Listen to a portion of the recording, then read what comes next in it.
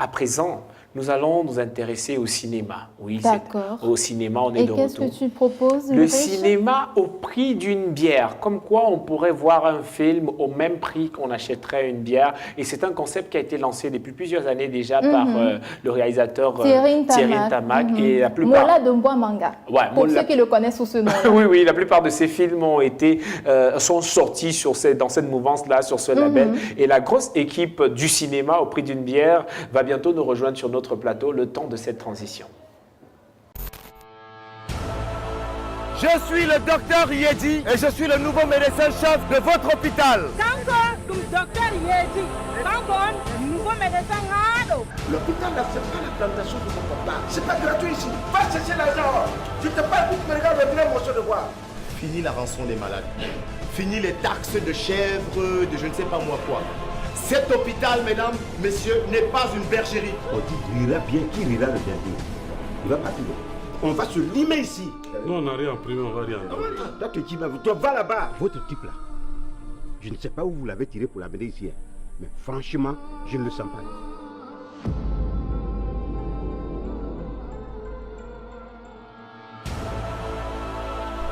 On m'appelle Sorgo la vipère. On ne marche pas sous ma queue.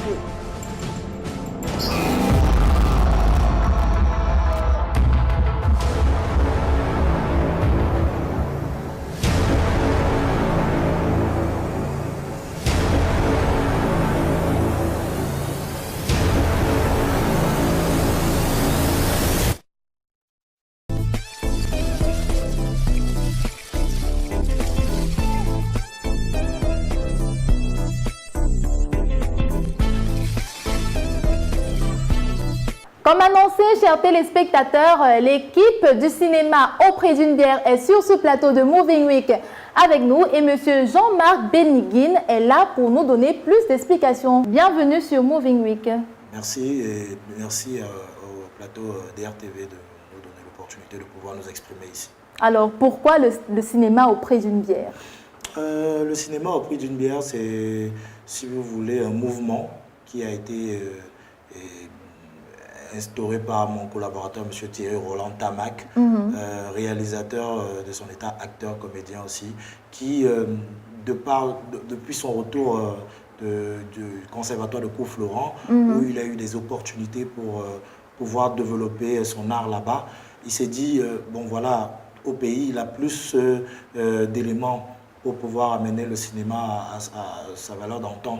Et il a décidé de lancer ce concept parce que au moment où on demandait à avoir ne serait-ce que, ou ne se fût-ce que des clients ou le public au niveau des salles, on n'avait plus de salles de cinéma qui avaient quasiment fermé. On n'avait pratiquement plus d'espace où on pouvait se divertir pour pouvoir ne serait-ce qu'admirer, si vous voulez, assister à une projection de qualité. Et il a constaté, de par son retour, qu'il y avait plus de bars dans les ruelles des sauces jusqu'à Rogadam que de salles de cinéma. Tout à fait. Et on s'est dit, pourquoi ne pas donner accès à cette population, au monsieur tout le monde, de pouvoir jouir, excusez-moi les termes, d'un projet cinématographique à la même échelle qu'une bière. Voilà. Voilà. Alors, la dernière actualité pour l'équipe Le Cinéma au prix d'une bière est la sortie du film Le Serpent de bronze, comme on peut le lire sur le vêtement de notre charmante hôtesse. Expliquez-nous, de quoi est-ce que parle le film? Bien. Vous savez, Le Serpent de bronze, c'est inspiré forcément de faits réels, parce que ce film est fait à base d'un médecin, un jeune médecin qui, de regretter mémoire, s'appelait le docteur Ben Faisal. Il rend hommage à ce jeune médecin qui a œuvré énormément dans le district de Poli, dans l'hôpital de Poli, et qui est venu, qui a essayé de restaurer et de réhabiliter l'hôpital, constatant qu'il y avait plus de fermiers ou de jardiniers dans l'hôpital que de médecins ou d'infirmiers. Et il a décidé de ramener ou de redorer ou de donner l'opportunité à cette population-là qui n'avait pas accès à la santé. Et finalement, il décède dessus d'une morsure de serpent. Voilà.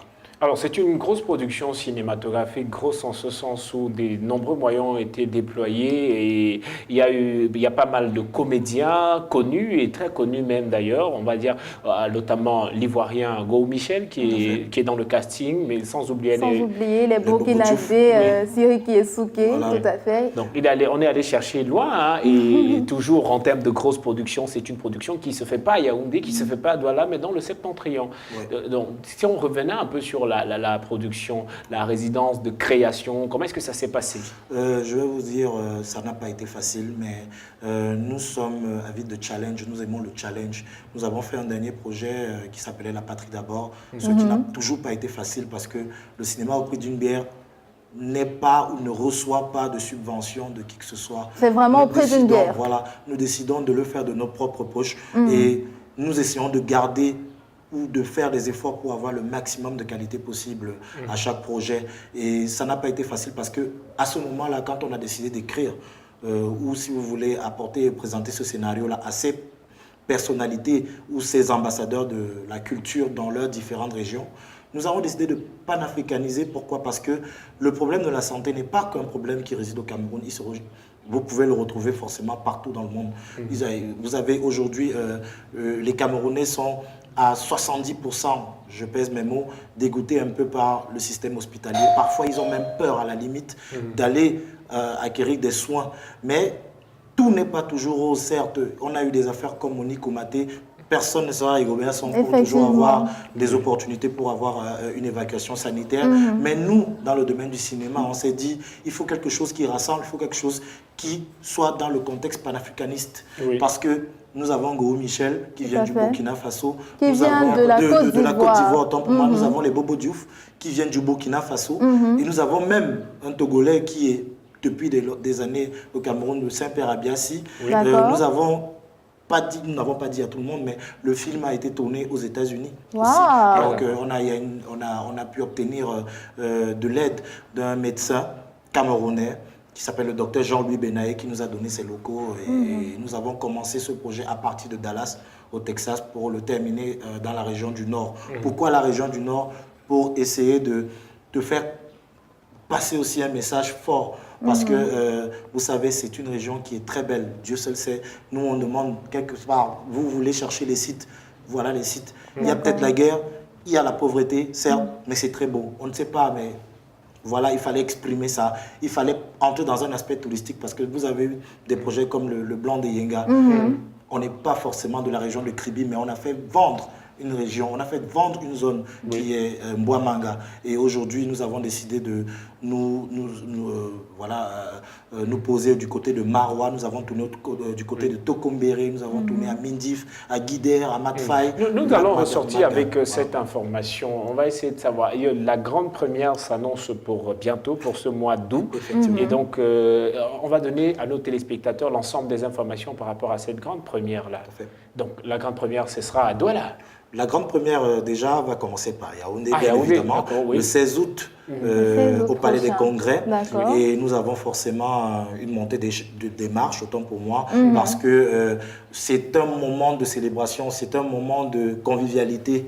Et on a besoin, le cinéma demande toujours à ce que les gens se retrouvent, le maximum de personnes puissent communier ensemble par rapport à un projet donné. Parce que nous, dans notre aspect cinématographique, on a dit une chose, c'est on ne peut pas prendre des caméras, on ne peut pas prendre des cailloux pour jeter ou pour dire que tout va mal, mais on prend une caméra pour filmer et montrer qu'on peut apporter une critique constructive. Peut-être c'est un cinéma engagé pour certains, pour d'autres c'est dans un contexte politique, mais pour nous, nous avons un devoir de mémoire. Nous pouvons faire célébrer la vie de ce médecin qui, ma foi, a existé, quelqu'un qui est mort à la fleur de l'âge, il avait la trentaine à peine. Et voilà. Donc on invite le public à venir voir ce film-là le 16 août. Le 16 août à Yaoundé, au Palais des Congrès. Ça sera un grand moment. Un grand moment, montée des marches, gala, soirée, vraiment, ce sera glamour, tapis rouge. Et nous allons effectuer aussi le déplacement du côté de Douala, du côté de Canal Olympia le 18 août. D'accord. Voilà, et le 19 août, nous allons aussi faire une projection du côté de Douala-Bercy. Voilà, donc on se donne des rendez-vous le 16 août à Yaoundé au Palais des Congrès, le 18 août à Canal Olympia du côté de Douala et le 19 août, ce sera du côté de Douala-Bercy. On va vous dire merci, M. Jean-Marc. Merci Jean-Marc d'avoir accepté l'invitation de Moving Week. Plaisir partagé. Un bon moment qu'on a passé avec vous. On va continuer la belle émission. Une petite transition va nous permettre d'aborder une autre thématique, toujours dans le cadre d'Info People.